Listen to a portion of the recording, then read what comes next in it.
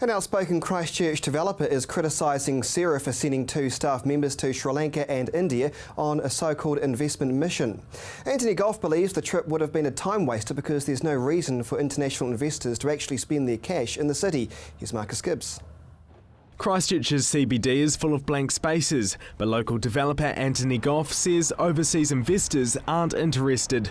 We have no out-of-town people coming to Christchurch, not even Aucklanders. The Canterbury Earthquake Recovery Authority has tried to drum up international interest by sending 2 staff members on an investment mission to India and Sri Lanka with government ministers.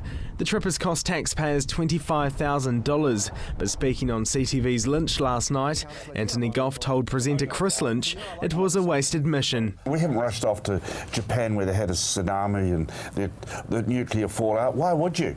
We don't know the sentence, so why do they expect overseas people? It's not going to happen. Hey, in 10 years' time, yes, but not now. The outspoken developer doesn't know of any international investors developing property in Christchurch. Instead, it's developers like himself who are leading the charge in the central city.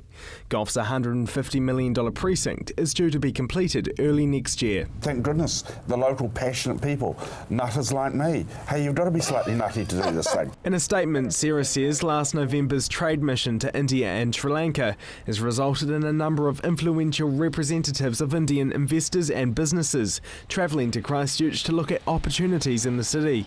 India is looking at smarter ways to build its own new cities, and there are now discussions underway about investment opportunities. Last week, in another statement, CERA told CTV there's international backing and involvement in businesses and developments, but not everything has been made public. This followed comments made by Christchurch City Councillor Glenn Livingston to CTV News. He says the amount of broken buildings still standing in the CBD may be putting off investors. Once those claims are resolved, people can go ahead and pursue their development. So I've got some big questions over how fast and how much pressure is actually going on these insurers. The Insurance Council of New Zealand says 86% of commercial claims resulting from the Canterbury earthquakes are now complete, and Councillor Livingston wants the government to put pressure on insurers to speed up the rest. There are old abandoned buildings sitting there. Doesn't look good.